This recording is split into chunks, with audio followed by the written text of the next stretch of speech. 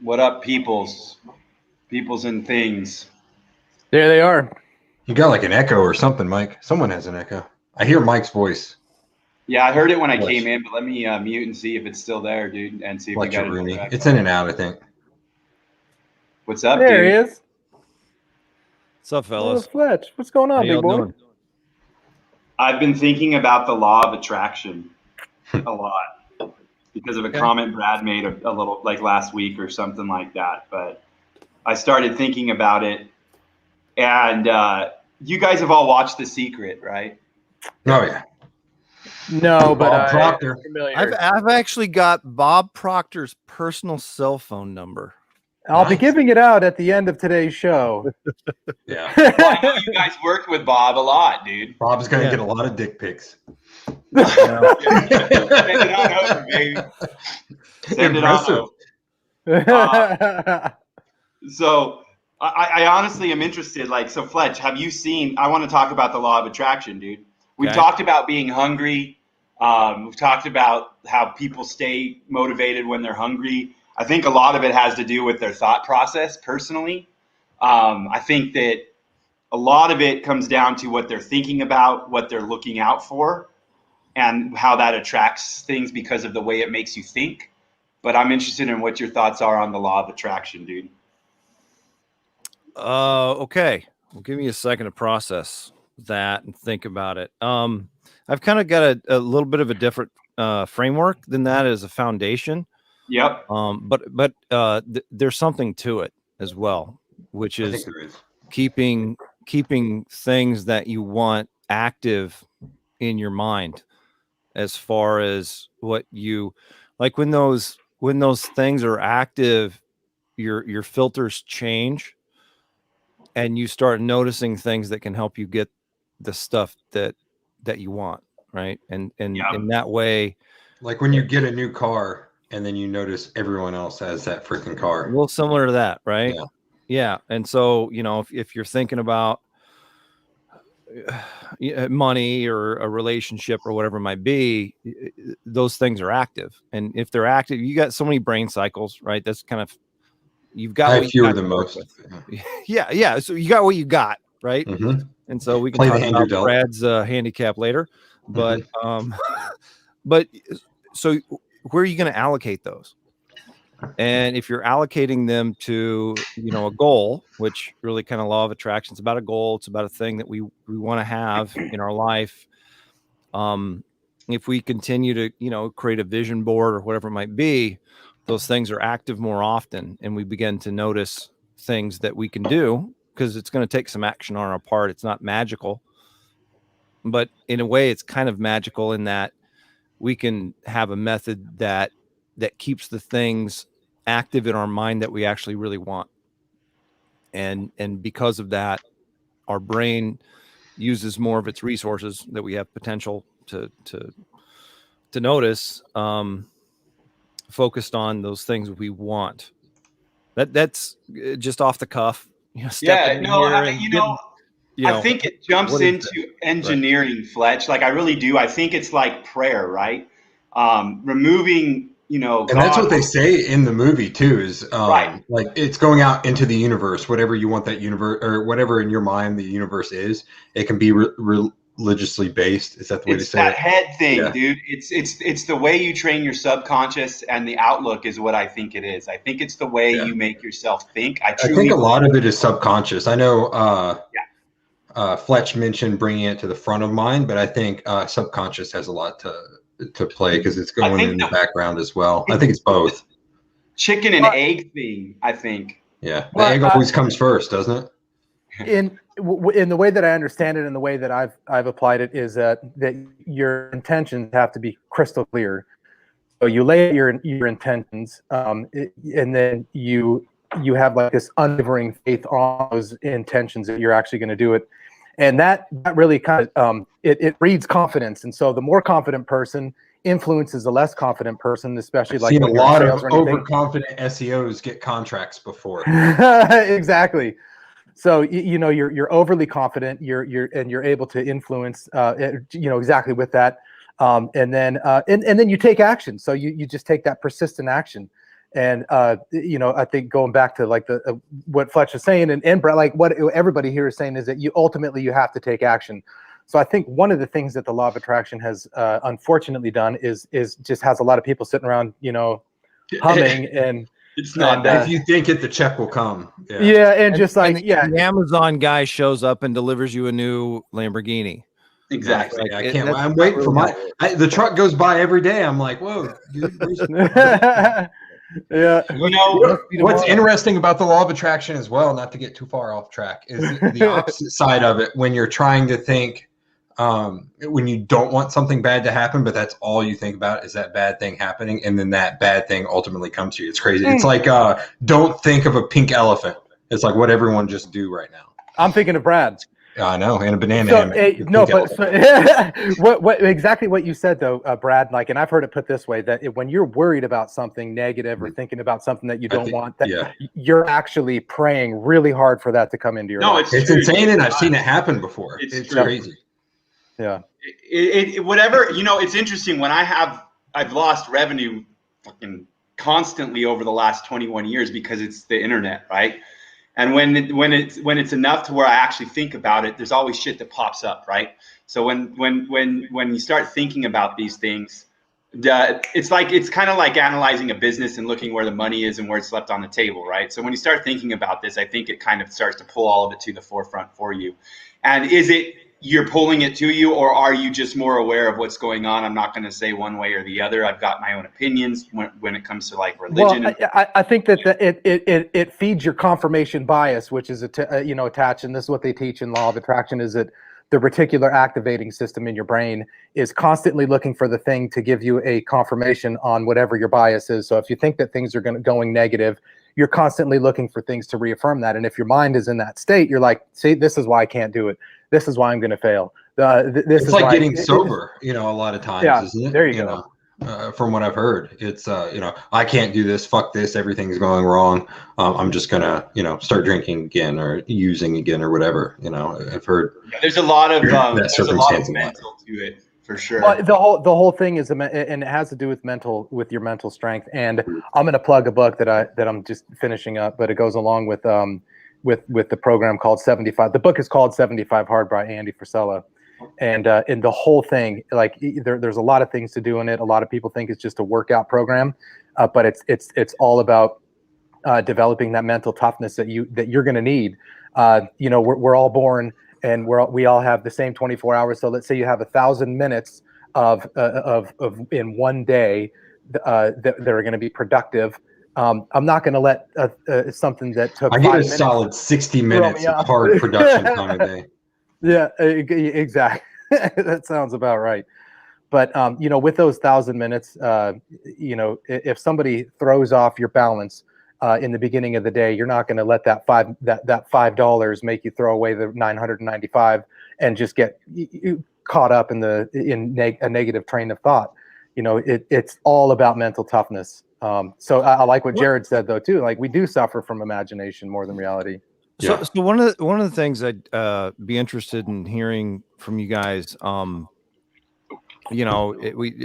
brought up like sobriety and like one of the steps. I don't know it. Like that's not a thing I've gone through, but like having a higher power, right? Some anchor outside of ourselves, something that can pull us and be a little more strong than the current that we're floating around like in. A rock. Yeah. Something that's more solid that can give us perspective and pull us out of the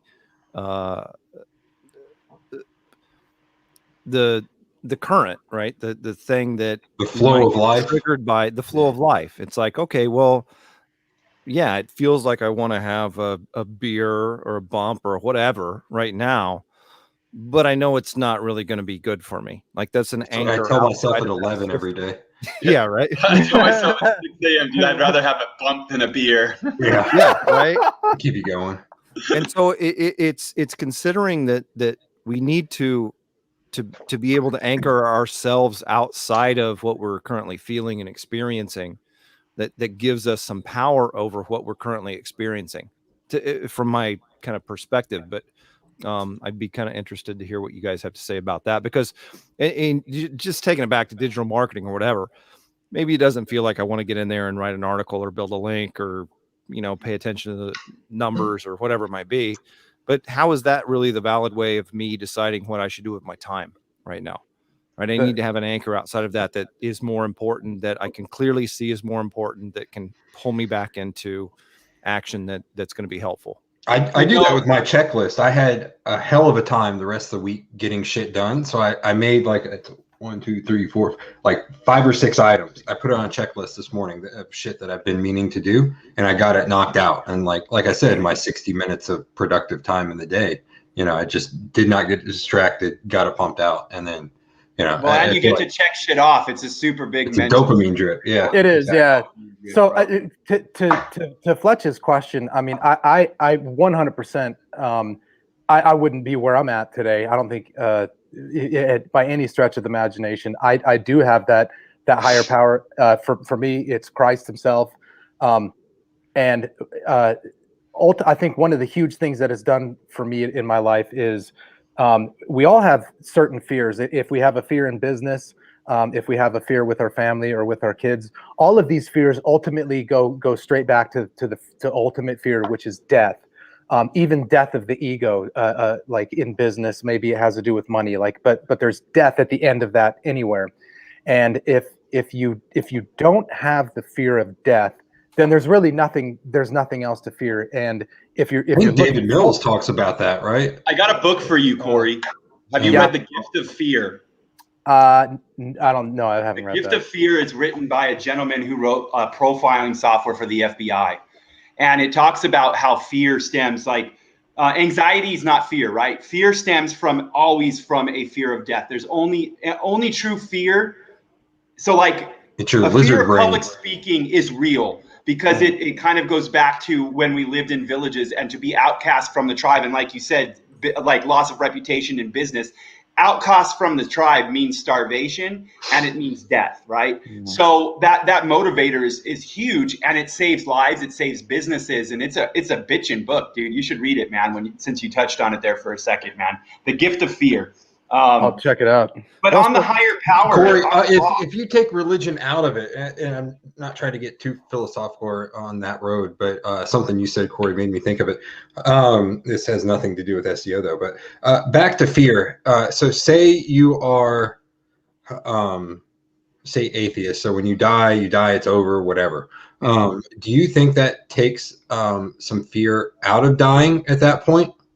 Because it's like, I'll live this life. Who gives a shit after? Where I feel like someone caught in the middle, where they believe in a higher power and everything, but maybe they don't feel as though they're completely right with the Lord, or however you want to say it.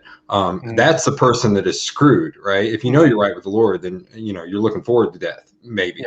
Yeah. Where if you die and it's over, who fucking cares at that point? Because I'm not going to be here. I'm not going to be anywhere. What do I care after that? I might as well have a good time while I'm here. But the person caught in the middle that's halfway religious, that's I feel like would bring the most fear towards. That's stoicism, dude. Like that, I got the utmost respect for people that walked that path, dude. When they the logos and when they thought death was the end, but they were just the best people they could be because of principle and shit, man. Marcus Aurelius. Fascinating dude, right? But but all these guys, they did believe in God. Like a lot of their teachings had to do with God, and it's more the logos, I would say, and but death was the end for them. But I think it ties directly in. I think you see it all throughout the Bible. Yeah. But back to the higher power talk, like in the program, in a 12-step program, people that are not religious, they do need to find that to make the program work for them. There's just there's no question. You feel like they need to find some type of religion to make it work? Not religion necessary, but a higher power. Even the group can be the freaking higher power. I feel like a life's purpose would serve something bigger than you that makes you understand that you're not the center of everything is what it really comes down to in my eyes. Right?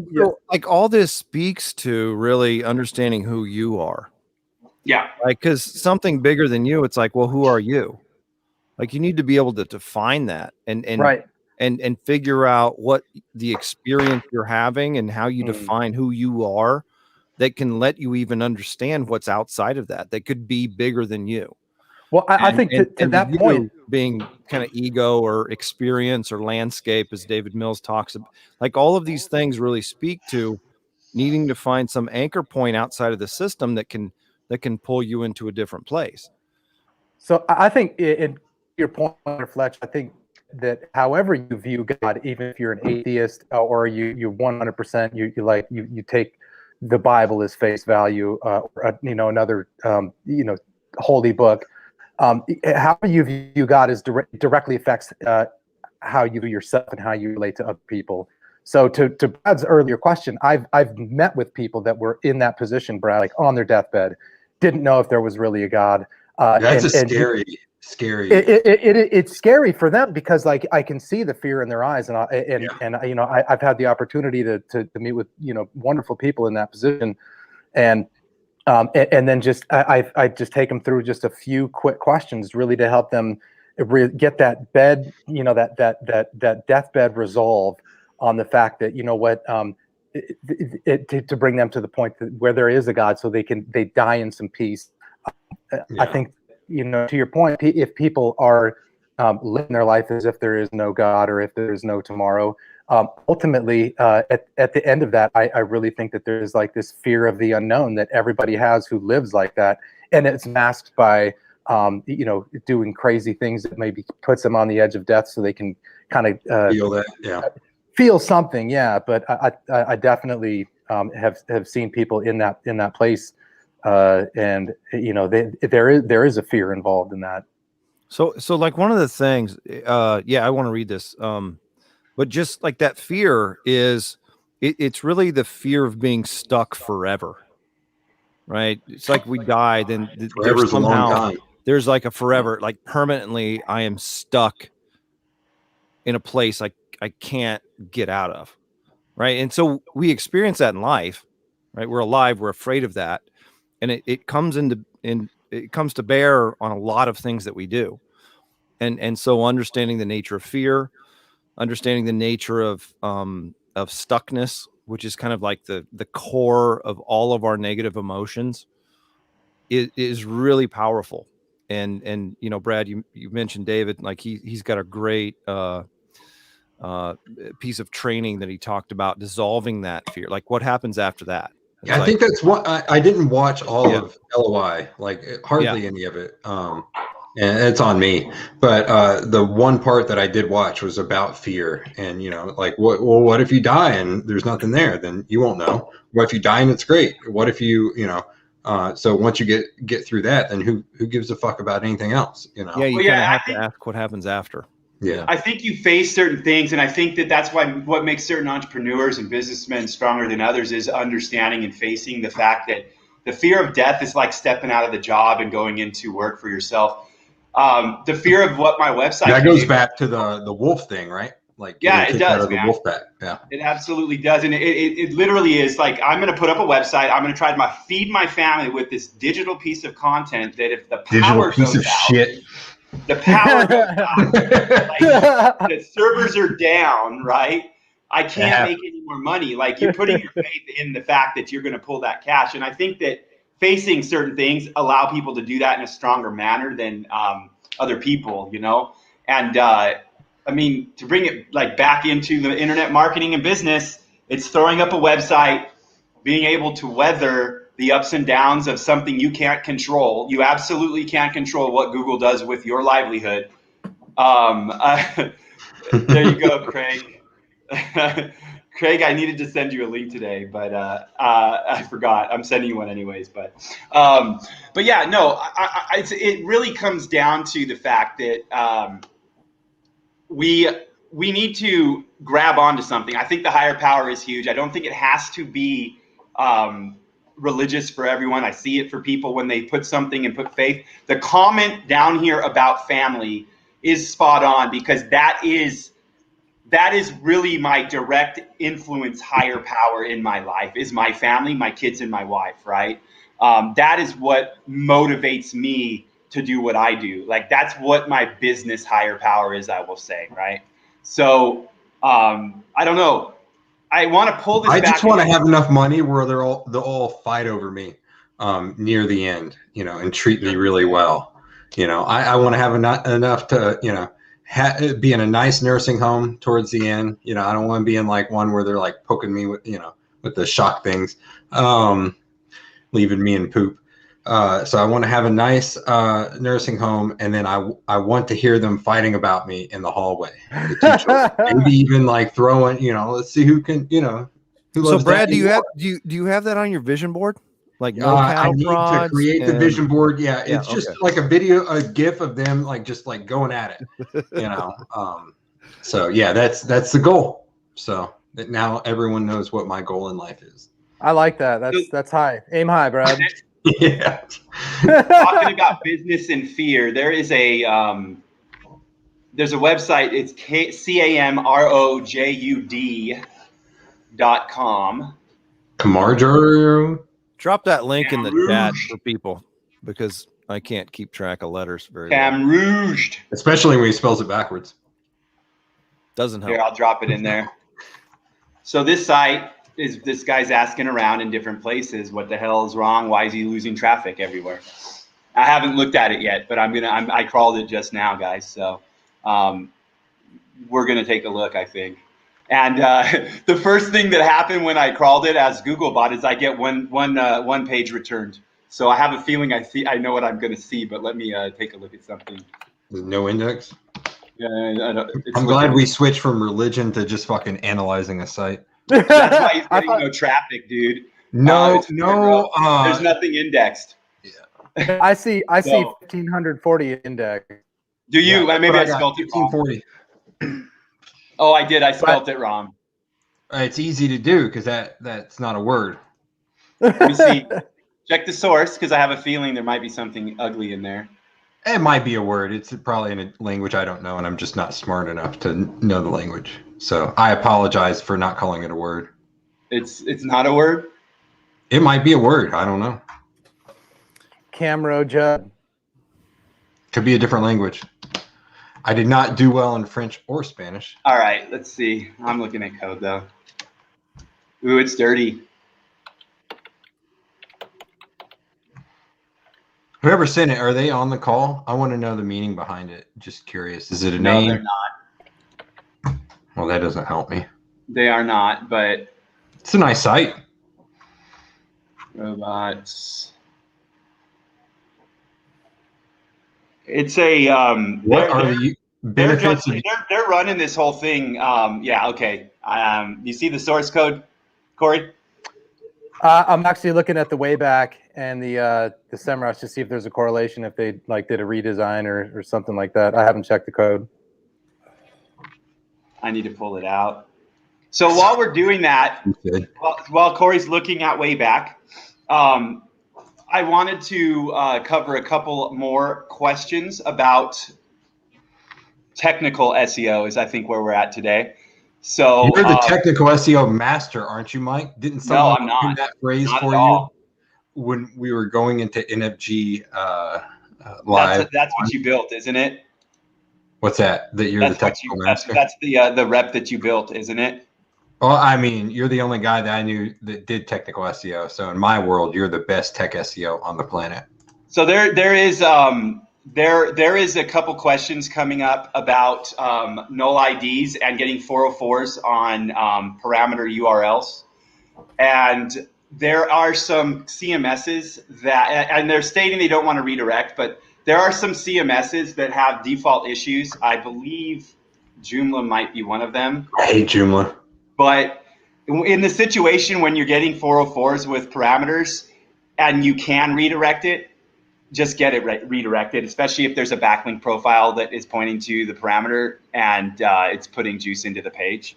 So that's kind of where I would go with that. If not, I would be knocking on the developer's window and saying, figure out why this isn't tossing the HTML with a canonical, essentially. I would be sending it over to Drew.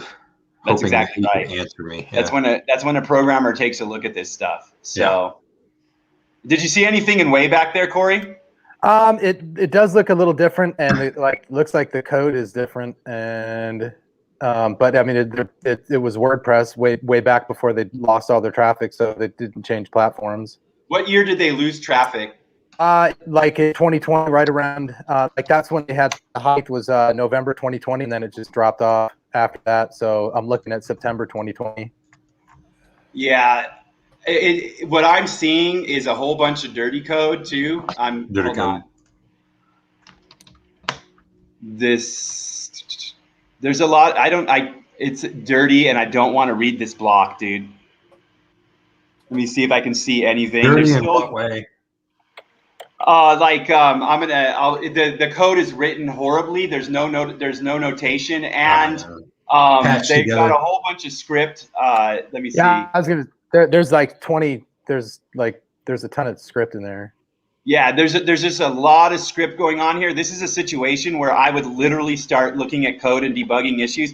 I did not see multiple directives on the page. I haven't checked headers yet, but that is where I would start here, is like literally checking what headers are passing for the bots, what is going on with the code here, and pulling out as much of this as you could or can possibly pull out of the page, and just get that nonsense script and CSS off the page. Don't you just love tech SEO? Issue, dude. Could it be a theme issue? It's either the custom theme they wrote, or they're using plugins that are inserting a lot of this. But well, like, okay, so looking at meta of that, right? Yeah. And we're talking about meta a lot of times in where those tags are, but you want to communicate efficiently and succinctly with whatever's crawling, right? You want to communicate what you are about, what your page means, who it's for, who the entity is, those types of things. That needs to be communicated, but it needs to be succinct and not bloated and jumbled, right? It's kind of the essence of what you're talking about.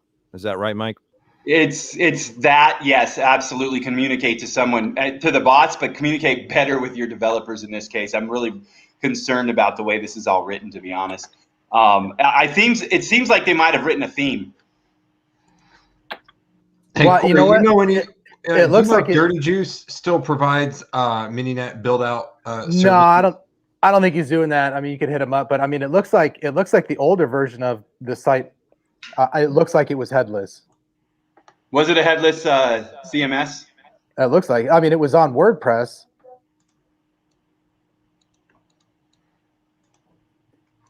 They honestly, could still have directives going and getting passed in headers to the bots from having, say, a headless situation going on.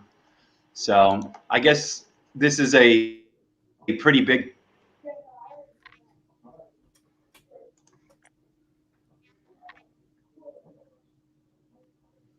A pretty big something. So huge. Yeah, I mean, don't know what. So have you looked at it like at the offsite, Mike? I don't think he's with us at the moment. He's gone on to that place where he's stuck forever. Because if I'm looking at the backlinks up until when they started losing traffic, let's say they had like 4,000 backlinks, and now they had a very quick ramp up too from September to November. Yeah, they could have overdone it with backlinks. It looks like something. Yeah, just looking at traffic, and then if you probably, it's about when they ramped up their links, like you said. Yeah. So what you guys are seeing is a potential filter for offsite issues that may have corresponded with the redesign.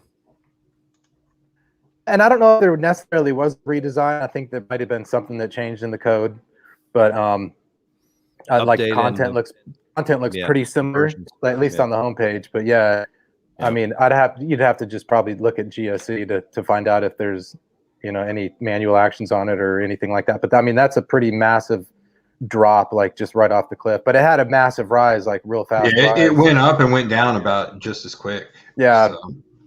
Precipitous. Mm-hmm. Yeah, like the steeple. Yeah, steeple. Yeah, so all the people. Yeah, that's it. I mean, so those are some of the main things. I think just like if this was a client site, what are the things that we would be looking at? We would just be asking the client questions like, "What redesigns did you do?" Like, I'm looking at this and I see this huge drop in traffic. Does this correlate with what you know? Yes. Okay. Let me look at your search console and see what kind of backlinks you actually have that Google's reporting. Where did you get your backlinks? How are you doing your SEO? Like, did you get the stuff on Fiverr? That, and line up the drop with any updates and stuff if it correlates. So, and then dig into that specifically. I don't know if there was anything in November of last year. Can't remember. Nothing like nothing huge. October, November, nothing huge. It looks like they pushed it pretty hard, and then I'm sure you guys mentioned check the dev schedule, right? Yeah. Yeah. Okay. Well, but that's the thing, is that if we were talking with the client, we would just say, did you do any redesigns or any work on the site that correlates with this stuff? 100%. Exactly. 100%. And that's what needs to happen in that situation, is determine what was done there, and then look at a couple of the little changes that happened. Yeah, because have you seen, Mike? Have you seen much of just a ton of spam backlinks really neg a site that much anymore these days? It's just like hardcore back. I'm not talking about taking the entire site, copying it, and rebuilding. I feel like it pushes thresholds from where I've seen it and where I've fucked shit up. It's been threshold, so I've optimized the on page pretty heavily, and then I send a few precursor type links like URL or anything like that. And where I've seen drops like that is when I finally sent the exact match, and then it tanked at that point because I'm over optimized on page and off page at that point. And then I have to go back in and try and thin it out at that point, which I don't like doing, but it's typically a combo. I'd have to dig into their specific pages that dropped and shit, but yeah, that might be the case here as well. I think there's a higher risk too of manual action with that kind of profile, with a profile that's being spammed out like that, than algorithmic. But yeah, I mean, I think that's a big reason why we've taught people to not go out and build link profiles that we're controlling a lot of the ratio in, just to avoid any potential problem there. I haven't had to deal with it because it's not something that we do. I mean, we're not building a large profile where we're controlling every every piece of anchor text out there. We're focusing on what's actually moving the sites and the needles. But, yeah, and I wonder if they have anything branded either. I mean, if it's just all right. I look at their backlink profile. Because this looks like the traffic signature of a traffic site that would get built out for cloaking, and then it just falls off. Yeah. There is a question about pagination, actually, and issues with multiple descriptions or duplicate descriptions. Pagination. So here's the thing. I think Google has recommended to people that the first page not use a canonical and to use rel next and use pagination. I will say that I use the canonical in those situations personally. When there is pagination that needs to happen like that, I am trying to focus PageRank into an individual location, and that would be the first page. So on page 2, 3, 4, 5, you're canonicling it back to that's what I do. The start of the article or the content, correct? Yeah. Yep. I mean, there's ways with IP delivery to pass that in a stronger way with like a redirect for the bots, but really you want them to be moving around and just crawling through all of that and hitting the internal article and the clusters that are inside of that, because that's where all the support crawl and all the support pages come from anyways internally. And are you seeing, Mike, good crawls through that pagination with just the rel next? Yeah, they're crawl hungry, man. They will crawl things you tell them to stay away from all day long. So it's like a situation we're in right now with a crawl where there's a subdomain that's just taking up like 90% of the crawl budget that just is useless. And, it's a situation where there's a no index and all this on it. They're indexing it. They're crawling all over it. And they do what they want to do when it comes to those directives and the way you try to tell them to do shit. So like in that situation, it's a matter of like get that redirected permanently and then kill those pages, man. Yeah, they've got some links from some spammy sites. Yeah, like the XYZ and their top anchor is it's a redirect and trying to get you to, call for malware support and shit like that. It's a stink right there. Like I think that there's flags of like potentially being flagged for malicious. There's like flags of potentially having manuals. There's like a lot of flags on that site basically. And looking at the site, looking at the domain, I have a feeling that it's been used for some interesting stuff, to be honest. But they're getting links from pharmacy shit, and a lot of these XYZs. I don't know if they actually built that or what, but I would get that cleaned up. Well, there's a chance they were hacked previously before that's true. And they were hosting pages for people basically to rank on, is what it. Yeah, and in that case, you've got to go page by page and remove that from GSC. And then I've seen that really help. I mean, Trey helped me with that one site one time, and it bumped it up quite a bit. Just going through and getting rid of all the Asian type links. Yeah. Hey, so speaking of that, a quick question on images. So some sites use a CDN, like even though they could be native, like like on a WordPress site where you've got the actual domain and then you've got the URL of the actual image on the same domain versus having it on the CDN, but the image is embedded in the website. Do you see any difference in that, Mike, or Brad or Fletch, on influencing rankings or anything? Depending on where it's hosted. Yeah, the actual images files. Yeah, I do, because of what I've seen when we manipulated entity from logos hosted somewhere besides, like literally just hot. Yeah, you'll push the CDN as opposed to your own pushing site. the CDN. Yeah. I haven't seen enough proof to think it's a two-way, but what I do think it will do is it will establish a stronger relationship with the entity on the page it's embedded into, for sure, dude. It's like a two-way relevance flow, right? So, at the very least, you've still got the anchor that you can kind of manipulate, if you want to use that word. Yeah, if you want to throw a link around it, you can, but you definitely can stabilize and build relevance without even linking. Or the alt text, not anchor. Did I say anchor? Yeah, I meant alt text. Yeah. Yeah, exactly. We were talking about relevance. Basically, we called it in NFGP like relevance shifting. And that's literally taking lexicon or imagery and inserting it into the page for bots. Cough, you can do some negative stuff with that too. You can absolutely disassociate people with their entities by doing certain things. And when you start to bring these things in, it just strengthens the topic and the intent for the page, no matter where you are or what you're doing. It will flow both ways, similar to like an iframe. I mean, shit, we pushed for Drug Rehab New Jersey, and we just did an image association push as well as a CID push, and I don't know which one pushed more, but the combination of those two got it to, I think, the number 2 spot, sometimes number 1, depending on where you were. Yeah, it was 1 and 2. In the maps too, you're talking about too, Brad? Yeah, it was funny because it was an odd contract because we were required to do so many deliverables per month, so we had to do X amount of words. And we were doing it, working with a marketing company. He's like, yeah, we've got to do this for show, but what they really care about are these terms in the maps. I'm like, all right, that's what we'll focus on. Then just make sure that the content is up. So we just pushed the content, or pushed the map listing, and then pretty much done. We had Donald do all the content. What I see happening when that push is ran is that the relevance of that image and the entity stabilizes. What I see is pretty volatile when you link through the CID. So yeah, we typically will link and embed imagery around that same push.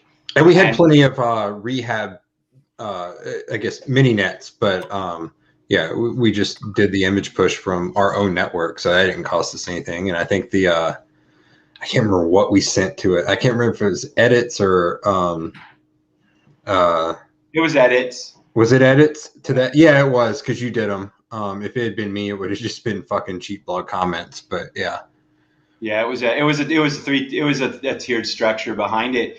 But that was just a simple logo embed from a hot link from one domain that was relevant to another domain's logo that was relevant.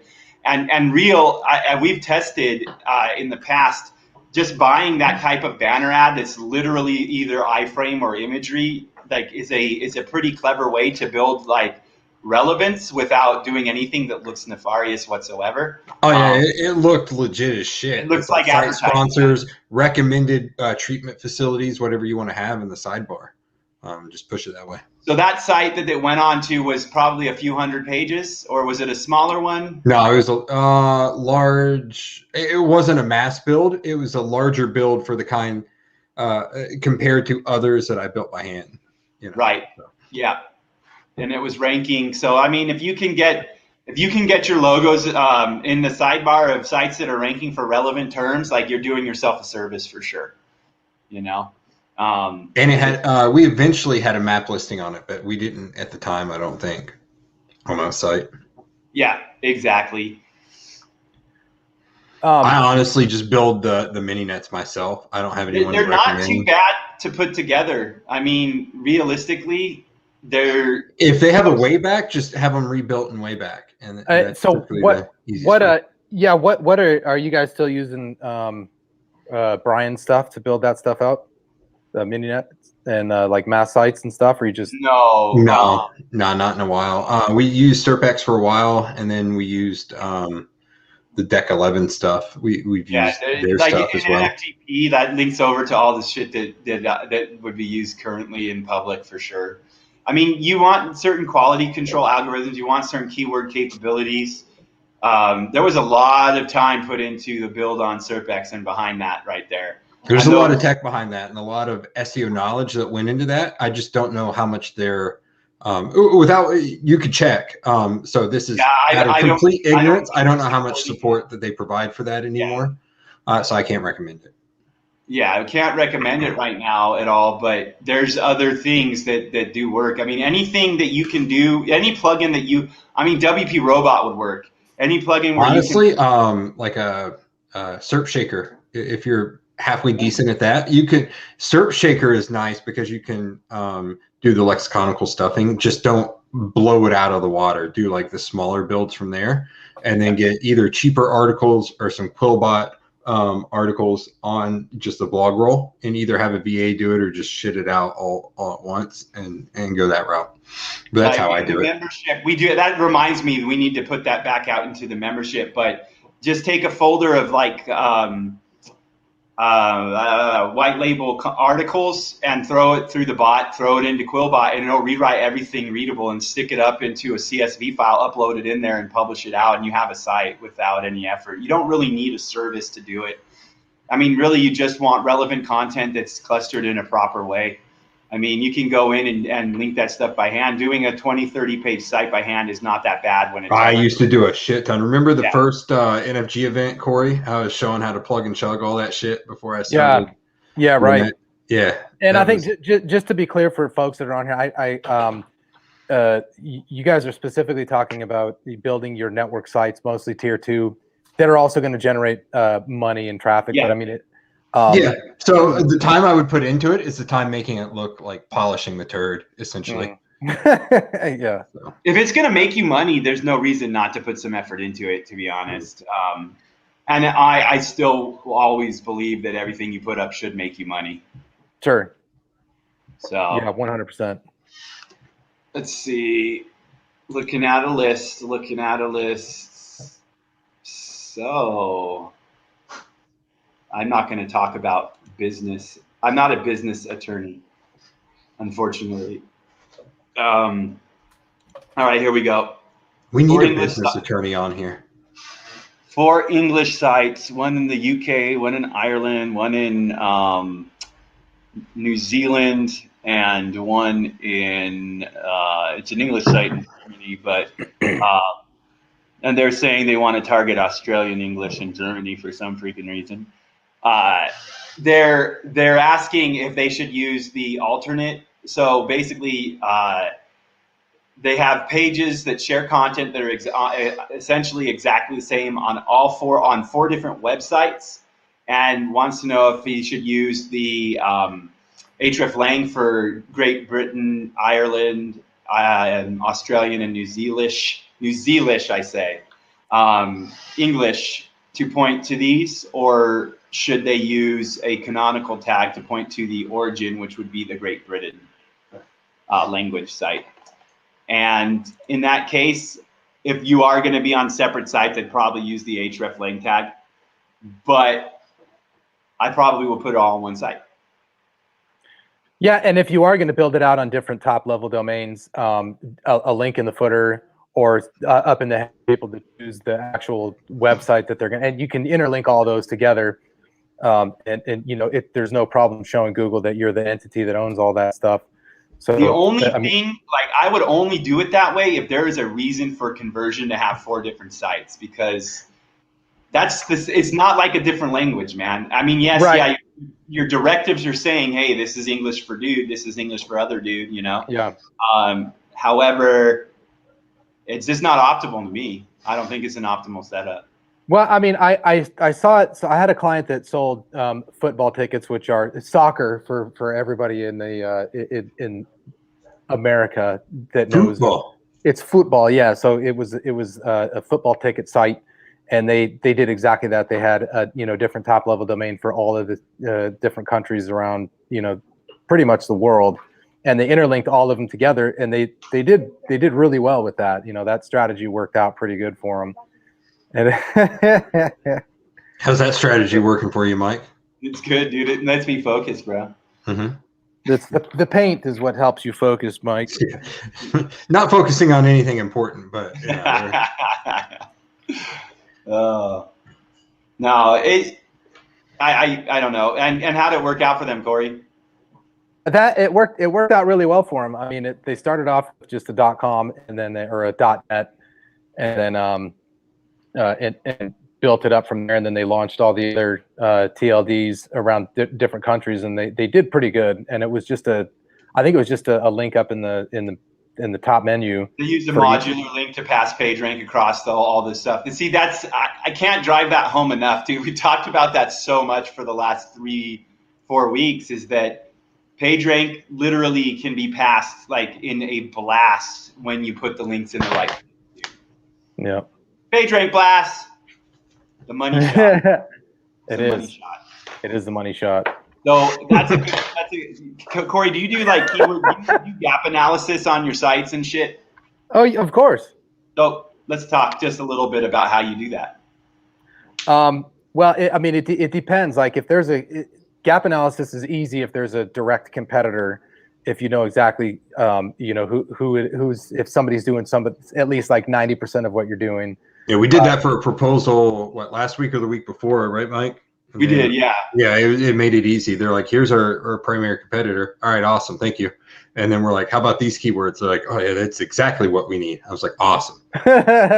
Yeah, so that makes it easy. If there are no real direct competitors, which you'll run into more in your national sites, not necessarily local, but that becomes a little more difficult. And for that, I mean, I don't know if everybody in here, the only paid tool I use for SEO, like analytics or, jumping in anymore, is SEMrush. Like they're launching new stuff. It's ridiculous. The shit, dude. Their market research tools are sick, dude. They are. So it's still like Ahrefs for linking and shit. But I primarily use Ahrefs, but then Mike uses SEMrush. So between the two. Yeah. So, but like their keyword tool is I think it's on point. Dude, the keyword magic and the grouping, like honestly, here's the thing. I still will say use Cognitive, Pop, and SEMrush personally, because they do. Well, for writing the content, yes, yeah. Yes, exactly. No, but for grouping and building architecture, dude, like, man, it reminds me of using like Kraken or Keyword Kraken, whatever the hell it was back in the day. Kraken, right? Or no, that was Kraken.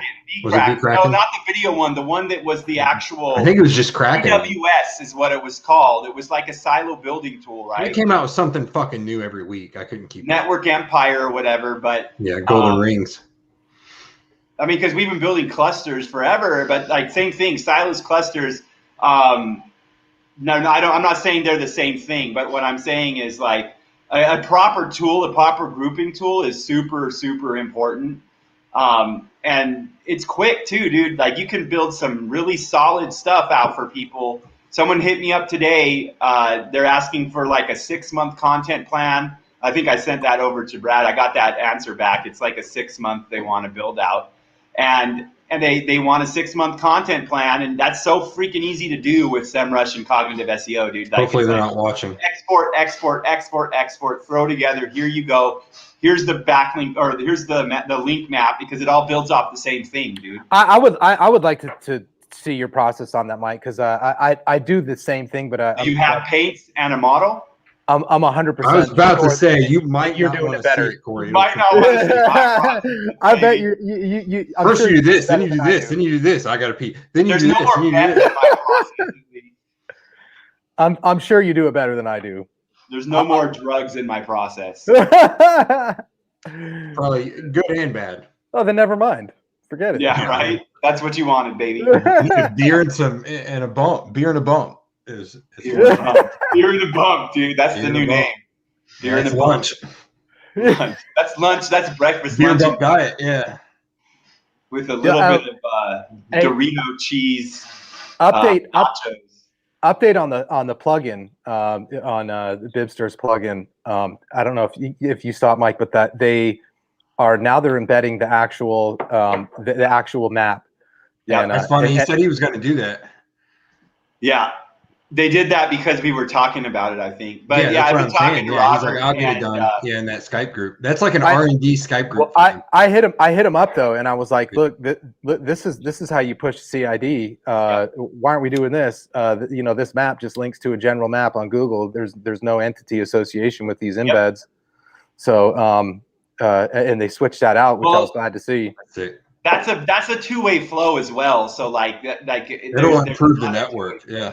So, no, I'm telling you, I started yesterday putting together some data for a couple new networks, couple new campaigns, and it's going into the system, dude. Like, that's what's going to be used for the majority of it. The rest of it will come under, and we'll build some links to the rest of it. But I'll tell you, we've got students that are coming. For the niches we were looking at, Mike. Yeah, exactly. The system should kill that. To be honest, it will kill it. And I was looking at some stuff in aviation and different markets recently where students are using the system, like we say. Students are buying links from CIDdigital.net, like we say, and just bang, bang, bang, bang, bang, like easy ass SEO, dude. And that's what I think SEO should be. SEO. Bang, bang, bang, bang, bang. That's it. It's magic. What was that website? CID Digital what? .net. Yeah, it's changed hands a few times. We had the .com, then we had the .io. The .io. That's what I was Jordan forgot to re-register both of them or something, or took them down. So then we switched to the .net. There it is. Thank you, ClickFunnels. There it is. Yeah, the links there are exactly what we use for everything we do, pretty much. That's about it. Did you get the gambling shit over to Mike? Yeah, I did. Okay, making sure. I did. I don't like DA, to be honest. Trust flow has more weight, in my opinion. I think that the benefit of anything like that is just to kind of get an idea, but really you should be looking at the backlink profile anyways, and what the graph, however you want to call it, the graph, what the seed looks like and the market looks like, and pay attention to what's there. Realistically, the only time we're looking at backlinks really and what other people are doing is when we're buying domains. Like when I go build links, I don't look at other competitors' links, dude. Yeah, I typically don't. Right. Yeah. You can do so much with the content now. It's like you don't really need a ton of linking. I'm not going to say ranking with no links type shit, but no, we use links, man. But I build the same things for fucking everything, dude. Mm-hmm. Yeah. Good, James. Good question. It is. Majestic. I quit using Majestic because trust flow obviously can be manipulated, and so can DA. I do use the Moz bar just to gauge competition, and it's also really good to show potential clients. Right, you have that confidence. It is, yeah. You have that secret knowledge that you're showing somebody something that they don't already know. It's something easy to point to and say, this is the gap right here, and here's how your competitors are doing it. I've seen that used in your proposals and a few other SEOs I've worked with in the past. It's funny because it's just an easy reference point. It is. Comparison tool. Yeah. No, So I was paying for Majestic for a while, mostly because I wanted to take a look at the backlinks on the site, but then I was like, well, you can get the backlinks from SEMrush now is just as well. So I don't pay for SEMrush, and TrustFlow is I don't think it holds much weight. no, there's other calculations you can make. I mean, you can use them to build something for yourself, but like everything that's public, like DR, DA, TrustFlow, can all be manipulated Easily. very easily. And we did a members webinar and talked about like paraphrasing and summarizing content. And it is, I agree, Dave. It's an amazing. It's a pretty cool tool. It's pretty awesome, dude. Isn't that for college papers and stuff? And then they do a pretty good job with it, right? It used to be, like when I first talked to him back in like 2015 or 2016. Was it like 10 grand a month or something crazy? Yeah, it was like 5 to 10 grand a month at minimum, and they were doing e-commerce products only. It's come so far, dude. I think it's costing like $20 a month at this point. Yeah. And you can paraphrase up to 10,000 words, per run. And you can bot it. And you can bot it. Yeah, like we bought together for it. So all those tools are a lot better than they are. That's true. That's how we use them for the most part. Yeah, exactly. It's easier to get a client to sign on the dotted line if you have a comparison versus their competitor.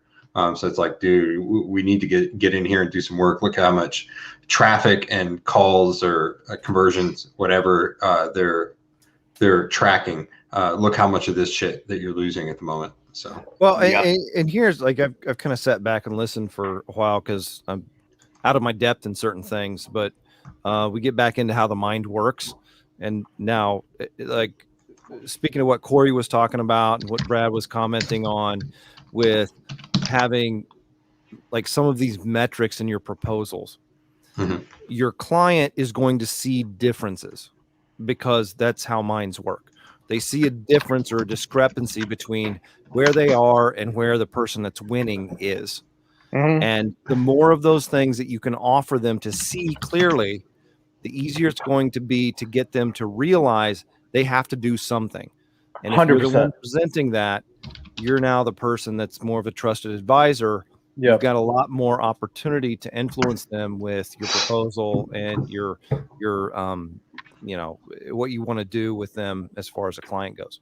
Exactly. And that, Fletch, I mean, in the construction industry, you could point over to this hole in the wall and say, look, I need somebody to come over here. I'll give you $500 to patch it. You can see the hole. You can see this gap right there. The job is done because the gap has been filled. But in order to get started on that, like you can. Well, here's that's me. You got a helicopter over there? They're coming for you. No, the office is directly above the garage. The blender. Someone apparently opened the garage door, so that's what that is. And it's like when we used to work. When we used to work at Jimmy's office, when he had the condo, he might still, Mike, every time like you'd be on a call with him and shit, he's like, oh, sorry, someone's opening the garage door. Yeah, sorry for the interruption. No, but I mean, if you can point to the hole in the wall and then say, look, this is what I'm going to do for you.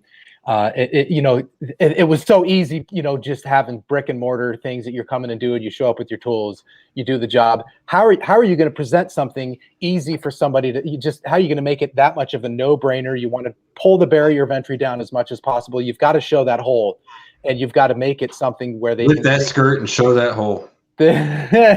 Yes, Brad. Yes. And that's like, that is, I think it just goes back to sales 101. Like if you can show somebody a gap of where they're actually missing out on something and how competitors are doing it, and then present them a solution for that, you're diving into their nightmare. You're showing them where the cause of their pain is, and then you're offering them a solution. And then you got to deliver, right? You do have to deliver. But ultimately, exactly like you said, Fletch, like, you're showing somebody that hole in the wall. They know that there's a hole in the wall, but they can't quite quantify it. And you're helping them to see it very clearly, presenting that kind of stuff. Yep. No, I'm gonna end it here because we're over, and it's my anniversary and my kid's birthday. So I'm gonna go. You had a kid on your anniversary? We did. Damn, that's crazy. Usually it's supposed to be like into this, 9 months after. Yeah, I invested a lot in this day. it's an expensive day. It is, dude. It is.